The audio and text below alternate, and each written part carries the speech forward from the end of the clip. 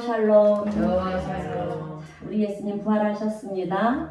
부활의 기쁨과 영광이 성도 여러분 모두에게 충만한 은혜로 넘쳐나시기를 주님의 이름으로 축원드립니다. 여러분, 우리 기독교에는 절기가 많이 있습니다. 그 중에 가장 중요한 절기는 두 가지인데요. 하나는 성탄절이고 또 하나는 부활절입니다. 성탄절은 우리를 위해서 하나님께서 육신을 입고 이 땅에 오신 날이고요. 부활절은 우리를 위해서 죽으셨던 예수님께서 다시 살아나신 날입니다. 부활하신 날이에요. 그런데 이 둘 중에서 우리에게 신앙적으로 더 중요한 것을 한 가지 고르라고 한다면 사실 성탄절보다 부활절이 더 중요하고 의미가 있는 날이다, 이렇게 얘기할 수가 있습니다. 왜냐하면 예수님의 죽으심과 부활이 없이는 우리의 믿음이 헛것이 되기 때문에 그렇습니다. 여러분, 우리가요 신앙생활을 하는 데 있어서 가장 중요한 것은 내 죄의 문제를 해결받았느냐 하는 것입니다. 아니면 내가 여전히 죄 가운데 거하는 그런 존재로 살아가고 있는가, 이것이 아주 중요한데요. 왜냐하면 내 죄의 문제가 해결함을 받지 못하면 내가 세상을 다 가졌다 할지라도 우리는 구원을 받는 존재가 될 수 없기 때문에 그렇습니다. 그래서 내 죄의 문제를 해결받아야 우리는 영원한 생명을 보장받게 되는 줄로 믿습니다. 자, 그런데 내 죄의 문제를 해결받을 수 있는 길은 여러분 돈으로 해결되는 것이 아니에요. 나의 지식으로 해결되는 것도 아니고요. 세상에서 성공한다고 해서 해결받는 것이 아닙니다. 여러분, 죄는요, 죄를 지었으면 반드시 그에 따르는 죄값을 치러야 합니다. 그래서 죄의 삭은 사망이라고 그렇게 성경에서는 말씀했어요. 세상에서도 마찬가지 이치입니다. 죄를 지었는데 그냥 살아가면 그것을 우리는 불의하다라고 말을 합니다. 죄를 지었으면 죄에 대한 죄값을 반드시 치러야 되는 것입니다. 그런데 성경에 의하면 죄의 삭은 사망이라는 거예요. 그래서 어떤 분들이 이렇게 얘기를 합니다. 아니, 그렇다고 죄의 값은 사망이라고까지 그렇게 무섭게 얘기를 할 수가 있습니까? 세상에서도 죄를 지으면 가볍고 무거움에 따라서 형량이 달라지는데 왜 기독교에서만 유독히 죄를 지으면 죽어야 된다라고 얘기를 하는 이유가 도대체 무엇입니까? 여러분, 우리는 언젠가는 다 하나님 앞에 서게 되는 날이 와요. 그런데 그날은 우리가 하나님의 심판대 앞에 서는 날입니다. 그리고 하나님은 우리를 구분하시는데요, 두 가지로 구분을 하세요.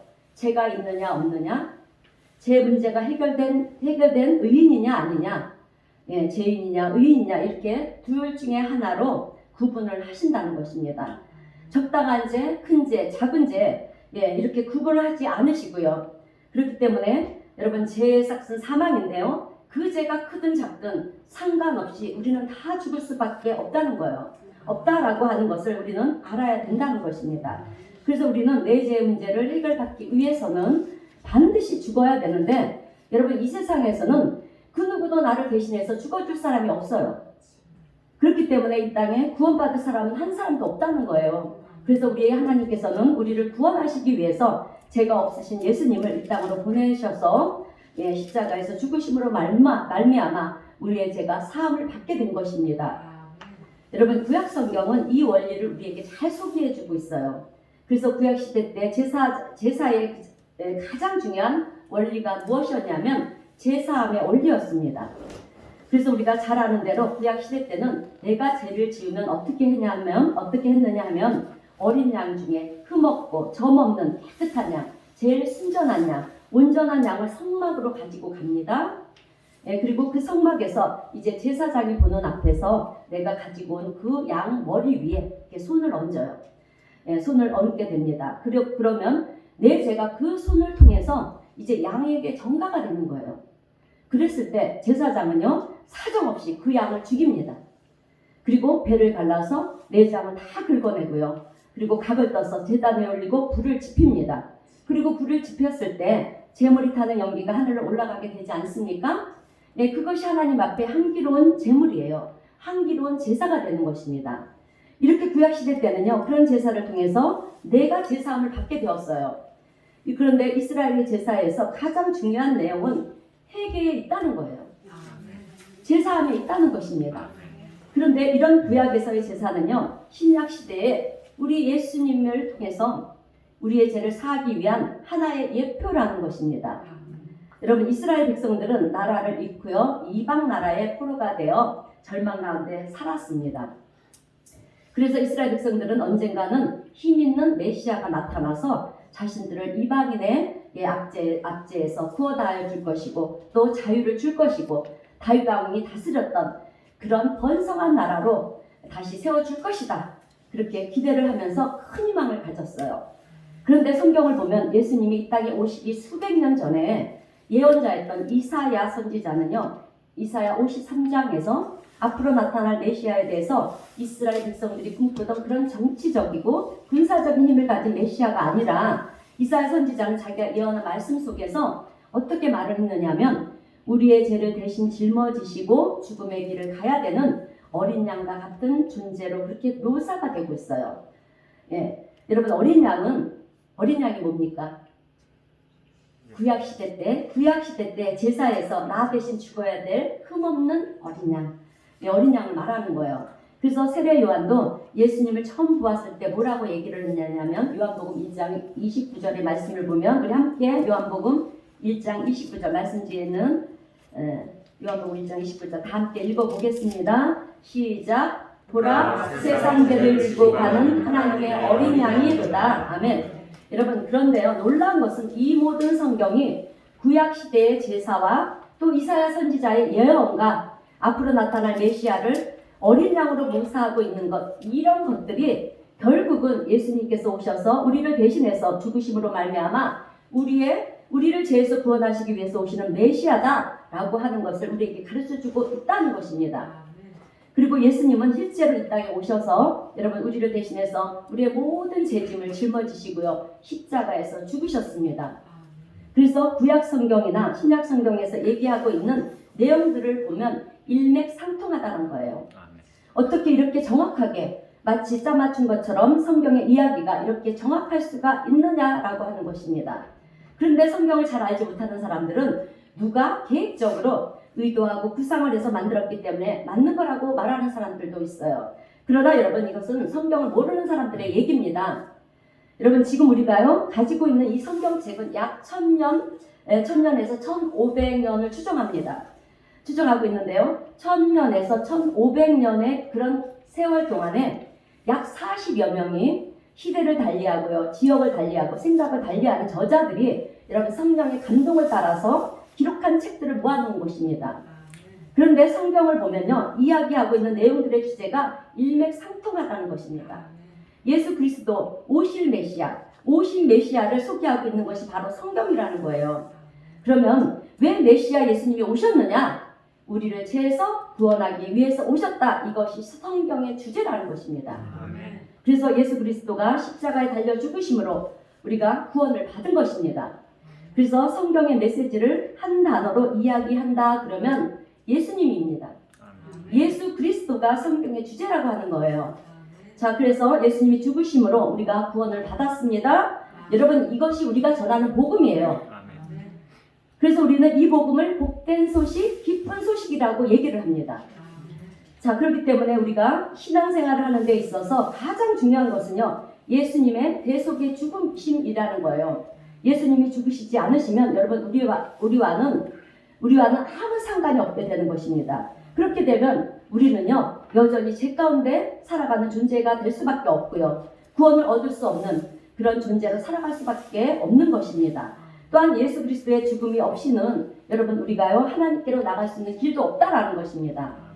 자, 그러면 이제 예수님의 십자가에서 죽음이 내 생활하는 데 있어서 큰 의미가 있다라고 하는 것을 내가 알았다고 한다면, 우리 예수님이 왜 죽으셨는지 이것을 알았다고 한다면, 자, 그러면 이제는 부활은 무엇을 의미하느냐 하는 것. 예수님의 부활이 나에게 있어서 어떤 의미가 있느냐 하는 것입니다. 여러분, 예수님께서 십자가에서 죽으심으로 우리의 근본적인 문제가 뭐였습니까? 죄의 문제였잖아요. 이 죄의 문제를 해결해 주셨어요. 자, 그러면 이제 예수님의 부활은 우리에게 어떤 의미일까? 저는 오늘 본문의 말씀을 가지고 부활의 의미가 무엇인지에 대해서 함께 은혜를 나누려고 합니다. 오늘 본문 1절을 보면은요, 안식 후 첫날 막달라 마리아가 예수님의 무덤을 찾아갔어요. 예수님의 무덤을 찾아갔는데 예수님의 시신이 없는 것입니다. 그래서 누군가가 예수님의 시신을 다른 곳으로 옮겼는 줄 알고 해가지고 이제 제자들에게 달려가서 예수님의 시신이 없어졌습니다. 누군가가 옮긴 것 같습니다. 그러니까 실망과 좌절 가운데 있던 예수님의 제자 중에 수제자였던 베드로와 또 예수님이 가장 사랑했던 요한이, 여러분 다른 제자라고 하는 것은 요한을 말하는 거예요. 그래서 베드로와 요한이 달려가는 것입니다. 예수님의 무덤을 향해서 달려가는데 오늘 성경을 보니까 요한이 조금 빨랐던 것 같아요. 그래서 요한이 먼저 무덤에 이르게 되었는데요. 무덤 안에 들어가지 못하고 무덤 입구에서 무덤 안을 이렇게 들여다보는 거예요. 그때 베드로가 뒤쫓아와가지고요, 요한을 밀치고 이제 무덤 안으로 들어가서 예수님이 누우셨던 곳을 보니까 예수님의 시신이 없습니다. 요한도 따라 들어가가 보니까 정말 예수님의 시신이 없는 것입니다. 여러분, 예수님의 시신이 없었다, 무덤에 있어야 할 예수님의 몸이 없어졌다, 이 말은요, 무덤이 비어 있었다는 거예요. 그러니까 빈 무덤을 말하는 것입니다. 자, 그러면 빈 무덤은 무엇을 의미하는 것인가? 여러분, 그것은 부활을 의미하는 것입니다. 자, 그래서 저는 오늘 이 무덤이 비어 있었다는 것 속에 담겨져 있는 세 가지 의미를 전하면서 함께 은혜를 나누겠습니다. 자, 첫 번째로 빈 무덤의 의미는요, 죽음이 끝이 아니다라고 하는 것을 증거하는 것입니다. 무엇을 증거한다고요? 아멘. 죽음이 끝이 아니다라는 것입니다. 여러분, 사람은 죽으면 모든 것이 다 끝입니다라고 그렇게 얘기를 해요. 그런데 예수님의 부활은 죽음이 끝이 아니라고 하는 것을 우리에게 지금 말씀해주고 있는 것입니다. 사실 누구도 죽으면 끝인지 아닌지 알 수 있는 사람은 아무도 없어요. 그죠? 진짜 확인을 해보려면 어떻게 해야 될까요? 내가 죽으면 알 일입니다. 그런데 죽으면 여러분, 이것이 진짜라고 하는 것을 말할 기회가 없지 않습니까? 그런데 여러분, 오늘 우리는 죽지 않고 살아있으면서도요, 죽음이 끝이 아니라는 것을 알 수 있는 방법이 있습니다. 방법이 있다라고 하는 것입니다.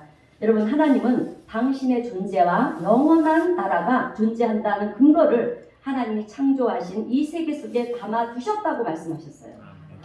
그래서 로마서 1장 20절의 말씀을 보게 되면 이렇게 기록이 되어 있습니다. 우리 로마서 1장 20절 말씀을 다 함께 읽어보겠습니다. 시작.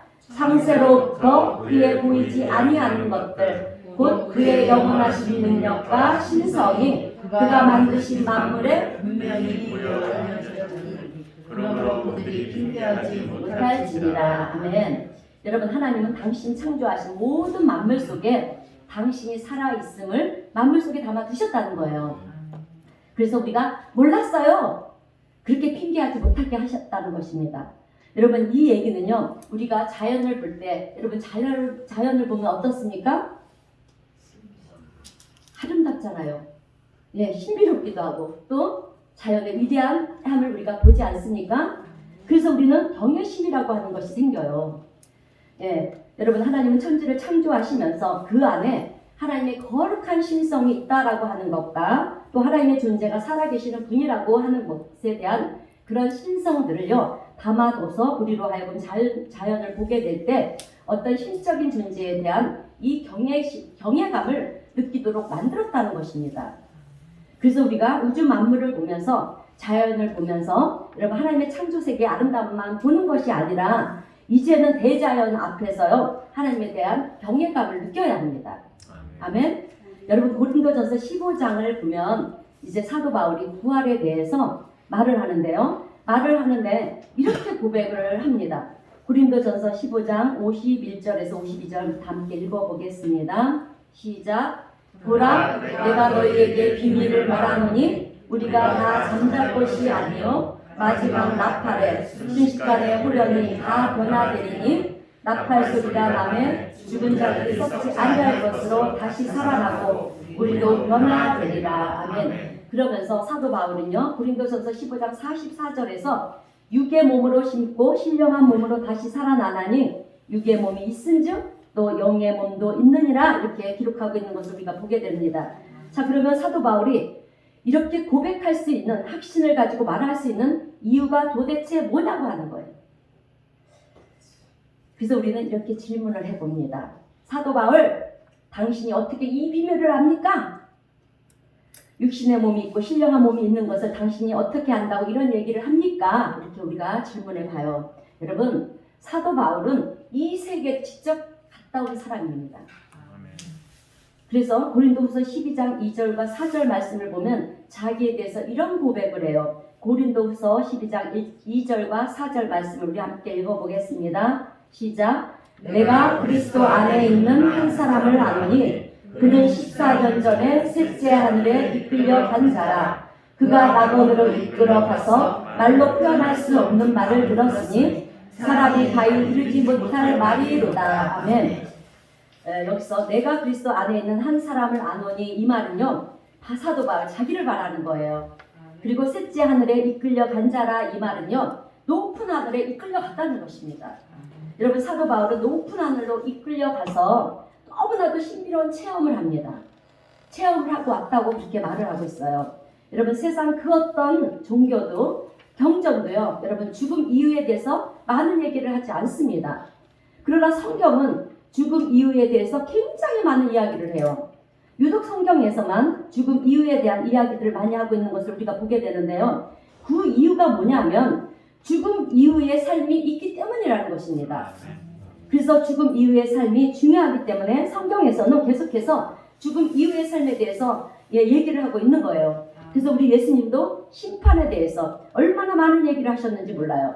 제일 많이 이 죽음 이후에 대한 말씀을 제일 많이 하신 분이 우리 예수님이에요. 천국과 지옥에 대한 이야기를 하셨습니다. 또한 수많은 예수님의 제자들이 복음을 전하는 이유도 여러분, 이 세상이 중요한 것이 아니라 죽음 이후가 중요하기 때문에 자신들의 목숨을 내놓고 복음을 전하는 제자들의 모습을 우리는 성경에서 보고 있는 거예요. 여러분, 저 또한 이렇게 복음을 전하는 것은 죽음 이후의 삶이 있기 때문에 여러분들에게 전하고 있는 것입니다. 여러분, 예수님이 말씀하신 이 비유 가운데, 자, 그래요. 비유 가운데 예수님이 말씀하신 비유가 있잖아요. 여러 비유가 있는 가운데 거지 나사로의 비유가 있습니다. 그 비유의 말씀이 누가복음 16장 9절, 19절 이하에 기록되어 있는데요. 한 부자가 날마다 호화롭게 살고 있습니다. 그 부잣집 문 앞에는 거지 나사로가 살고 있었어요. 그리고 그들 모두가 이제 죽었는데 거지 나사로는 아브라함의 품에 안겼고요. 부자는 음부로 떨어졌다는 얘기입니다. 그런데 부자는 그 음부에서 너무 목이 마르고 갈증이 나는 거예요. 그래서 물 한 방울만 떨어뜨려 달라고 사정을 하고 애원을 하고 하는 그 부자의 이야기가 나옵니다. 여러분, 왜 예수님은 이런 비유의 말씀을 하셨을까요? 왜 예수님은 수많은 비유 가운데 이런 비유를 우리에게 하셨다고 생각하십니까? 그것은 정말 죽음 이후에 그 세계가 있기 때문이라는 것입니다. 그러면 예수님은 어떻게 그 세계를 아십니까? 라고 질문을 한다면, 여러분, 예수님은 그 세계를 만드신 분이시기 때문에 이렇게 말씀을 하시는 거예요.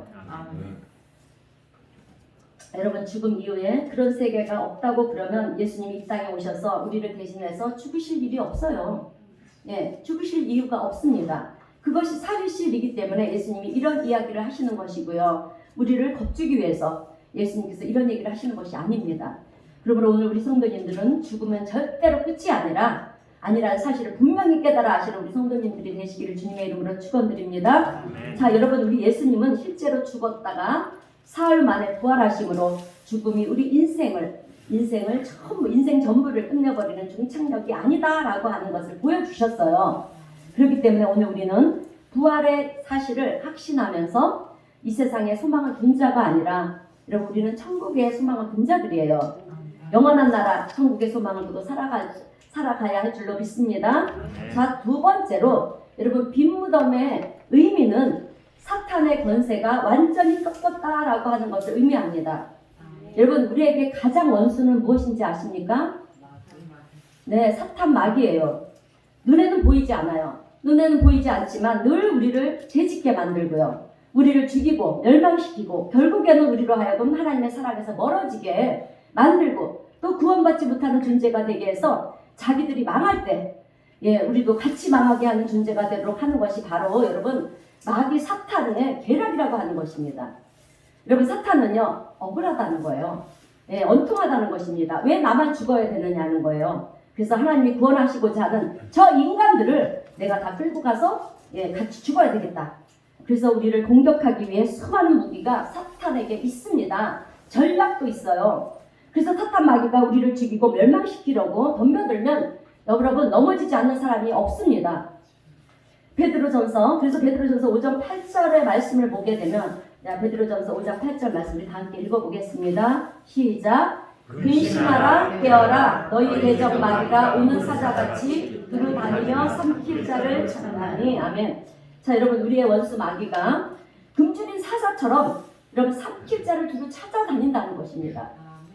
여러분, 굶주린 사자가 어떻겠습니까? 그렇기 때문에 우리가 근신하고 깨어 있어야 한다는 거예요. 영적 분별력을 가져야 된다는 것입니다. 정신을 바짝 차리라는 거예요. 그런데 마귀 사탄이 사용하는 무기 가운데 가장 강력한 무기가 무엇이냐면 죄와 저주와 죽음이에요. 여러분, 죄와 저주와 죽음이 강력한데요. 그 중에서도 가장 강력한 것이 바로 죽음이라는 것입니다. 여러분, 사탄의 가장 강력한 무기는 죽음이에요.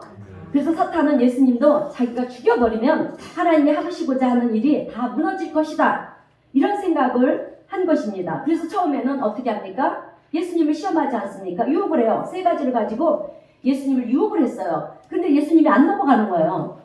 예, 그러니까 안 넘어가니까 죽여버려야 되겠다. 예, 그래서 예수님의 제자 가룟 유다로 하여금 배신을 하게 만들어서 예수님을 죽게 만듭니다.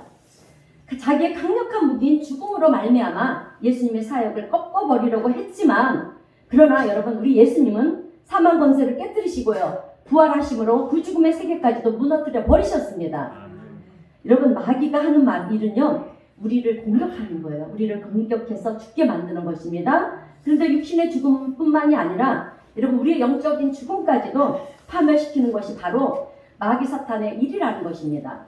그런데 예수님께서는 이런 마귀 사탄의 일을 십자가에서 여러분 깨트려 버리시고요, 우리에게 소망과 생명을 주셨습니다. 아멘. 여러분, 마귀는 우리를 죄짓게 만들고 서로를 저주하게 만들지만 우리 예수님은요, 우리의 죄를 사하여 주시고요, 저주가 아니라 축복하게 만들어 주십니다. 마귀는 우리를 병들게 만들고요, 서로를 미워하게 만들지만 우리 예수님은 치유하여 주시고요, 서로를 사랑하게 만드시는 것이 예수님의 방법이라는 것입니다. 자, 그래서 예수님은 십자가를 지시면서 이제 베드로전서 2장 24절에서 뭐라고 말씀하셨냐면, 내가 채찍에 맞음으로 너희가 나음을 얻었도다라고 말씀을 했어요. 아멘.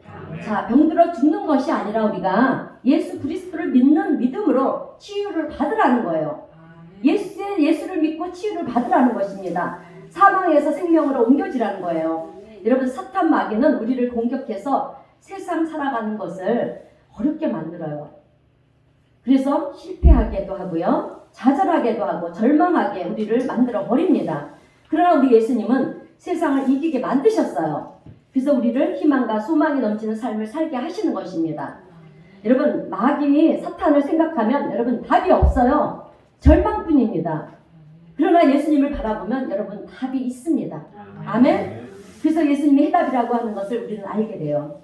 그리고 결국 마지막에 가서는요, 사탄의 가장 큰 권세, 무기라고 할 수 있는 이 죽음까지도 우리 예수님은 부활하심을 통해서 여러분 죽음이 끝이 아니라고 하는 것을 우리에게 증명해 보이신 것입니다.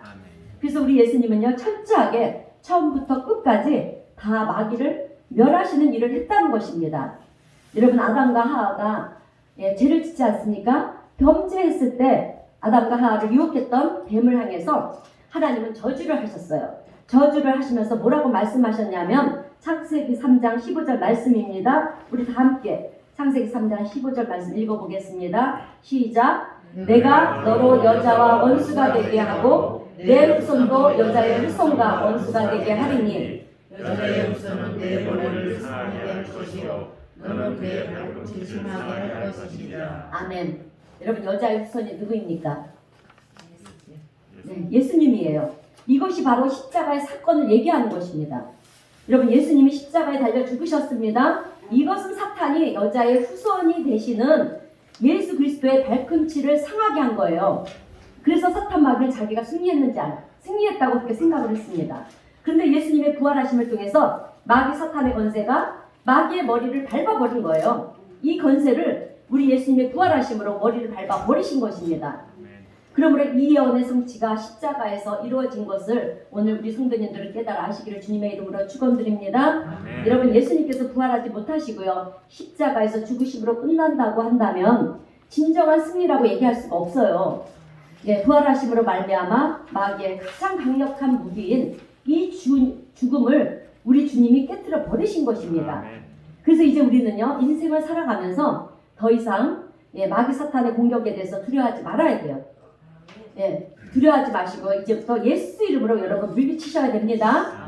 그러면 여러분 예수 그리스도를 믿는 믿음으로 여러분 우리는 승리의 삶을 살게 되고요, 또 소망과 기쁨이 넘치는 삶을 살게 되는 줄로 믿습니다. 자, 이제 마지막으로 세 번째, 빈무덤의 의미는 지금도 우리 가운데 일하시고 계시는 하나님이시라는 것입니다. 자, 여러분, 부활하신 예수님은 무엇을 하고 계시냐면 우리를 위해 일하고 계십니다. 부활하신 예수님이 그대로 하나님 나라로 가셔서 야, 이제는 모르겠다, 너희들이 알아서 해라, 여러분 이렇게 우리를 그냥 방관하시는 그런 예수님이 아니라 부활하신 예수님은요, 지금도 우리와 함께 하시고요, 우리를 도와주시는 예수님이십니다. 아멘. 그래서 부활하신 예수님이 어디로 가셨냐면 이제 부활하셔서 제일 먼저 가신 건 엠마오로 가는 두 제자에게 나타나셔서 성경의 말씀을 가르쳐 주셨고요, 그리고 갈릴리 호수에서 고기를 잡으며 낙심 가운데 빠져있는 제자들에게 찾아가서 그들을 위로해 주셨고요, 다시금 격려해 주셨습니다. 또 기도하는 제자들에게도 나타나셨고요, 의심하는 도마에게도 나타나서 도마야, 아직도 안 믿어지느냐? 예, 못자국 난 내 손과 발에 너의 손가락을 넣어봐라 그러시면서 보지 않고 믿는 자가 복이 있다고 말씀을 하셨어요. 자, 그렇게 예수님은 부활하신 후에 40일 동안 이 땅에 거하시면서 하나님 나라 천국 복음에 대해서 가르쳐 주셨고요, 그리고 많은 사람이 보는 가운데서 하늘로 승천하셨습니다. 자, 그런데 여러분, 우리 예수님이 아무도 모르게 승천하지 않으시고요, 많은 사람들이 보이는 가운데 승천하신 것은 사도행전 1장 11절 말씀을 보게 되면 왜 많은 사람들한테 보여주셨는가에 대한 그 이유가 나와 있어요. 사도행전 1장 11절 말씀을 다 함께 읽어보겠습니다. 시작. 너희 가운데 한 예수를 하늘로 가심을 본 그대로 오시리라. 아멘. 여러분, 많은 사람들에게 하늘로 올라가신 그 승천하는 모습을 보여주시는 것은 너희들이 본 그대로 다시 온다라고 하는 재림에 대한 약속을 주시기 위함이었어요. 아멘. 여러분, 예수님은 제자들을 긍휼히 여기시고요, 믿음으로 승리하기를 바라시면서 참된 믿음에 대해 가르쳐 주셨습니다.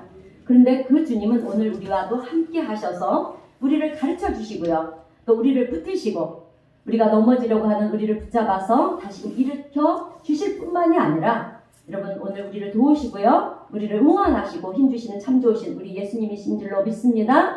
자, 그런데 오늘 우리는 잘못된 신앙 지식을 가지고 있는 분들이 있어요. 구약은 하나님이 역사하시는 시대고, 또 예수님이 오셨을 때는 예수님이 활동하시는 시대고, 또 예수님이 부활 승천하시고 나서는 성령님이 역사하시는 시대다, 이렇게 구분하는 사람들이 있습니다. 그래서 각 시대별로 하나님이 역사하시는 시대, 예수님이 역사하시는 시대, 성령님이 역사하시는 시대로 그렇게 구분을 하는데요, 여러분 이것은 잘못된 구분입니다. 여러분, 창세기 1장을 보면 하나님이 천지를 창조하시는 그 순간부터 하나님 혼자서 일하시지 않으셨어요. 창세기 1장 26절의 말씀을 보면 여러분, 우리 인간을 창조하실 때 뭐라고 말씀을 하셨냐면, 우리 함께 읽어보겠습니다. 창세기 1장 26절 시작. 하나님이 이르시되 우리의 형상을 따라 우리의 모양대로 우리가 사람을 만들고. 아멘. 여러분, 우리의 모습은 하나님의 모습이에요. 아멘. 예, 하나님의 형상입니다. 예, 우리의 형상을 따라 우리 사람을 만들자 이렇게 말씀하시잖아요. 그러니까 천지를 창조하시고 우리 인간을 만드실 때 성부, 성자, 성령 삼위일체 하나님께서 같이 활동을 하셨다는 거예요. 그리고 예수님이 활동하셨을 때도 뭐라고 예수님이 말씀하셨냐면, 요한복음 5장 17절에서 내 아버지께서 이제까지 일하시니 나도 일한다 라고 그렇게 말씀을 하셨어요. 그래서 예수님께서 내 아버지께서, 하나님께서 일하시니 나도 일하신다 그렇게 말씀을 하셨는데, 그래서 하나님께서 겟세마네 동산에서 얼마나 처절한 기도를 하셨습니까? 그 기도를 하나님은 다 들으셨어요. 지금도 마찬가지입니다. 여러분, 성령이 우리와 함께 하시고요, 우리를 도우시지만 여전히 하나님은 우리의 기도를 들으시고요. 하나님의 기적으로 역사하시고 또 일하시는 하나님이 되시는 줄로 믿습니다. 자, 부활하신 예수님도 하늘로 승천하셔서 이제 하나님의 보좌 우편에서 여러분 가만히 앉아 계시는 것이 아니라 로마서 8장 34절을 보면 우리를 위해서 일을 하십니다. 우리를 위해서 기도하신다고 말씀을 하세요. 로마서 8장 34절입니다. 시작. 다시 살아나신 이는 그리스도 예수시니 그는 하나님 우편에 계신 자요 우리를 위하여 간구하시는 자신이니라. 아멘. 하나님도 일하시고요. 예수님도 일하시고 성령님도 일하십니다. 아멘. 자, 지금은 그 어느 때보다 마지막이 가까워오고 있는 때입니다. 예수님이 재림이 여러분 다가오고 있어요. 그래서 성부, 성자, 성령 삼위일체 하나님께서는 더 열심히 일하시면서 우리를 구원하시고요. 우리에게 힘주시고 또 우리의 마귀의 일을 멸하시고요. 우리로 하여금 마귀 사탄의 권세를 꺾어버리도록 여러분 만드시는 이가 하나님이신 줄로 믿습니다. 성도 여러분, 예수님의 부활은 그저 빈 무덤처럼 그런 공허한 이야기가 아닙니다. 그 안에는 죽음 이후에 영원한 삶에 대한 소망이 그 무덤 안에 있다라고 하는 것입니다. 그리고 빈 무덤이 의미하는 것은 우리를 죽이고 멸망시키고 또 우리로 하여금 죄를 짓게 해서 타락하게 만들고요. 죽음으로부터 위협하는 사탄의 권세를 짓밟아 버리는 예수 그리스도의 승리가 그 빈 무덤 안에 있음을 오늘 우리가 알아야 될 줄로 믿습니다. 그러므로 지금 이 순간에도 여러분 사망 권세를 이기시고 부활하신 우리 예수님은 지금도 우리와 함께 하시고요. 어떤 어려운 상황 속에서도 우리로 하여금 승리하게 하시는 하나님이신 줄로 믿습니다. 오늘 거룩한 부활절 아침에 빈 무덤의 놀라운 은혜가 우리 성도님들의 삶 속에 영원한 진리가 되시기를 주님의 이름으로 축원드립니다. 네, 기도하겠습니다. 부활하신 예수님 감사합니다.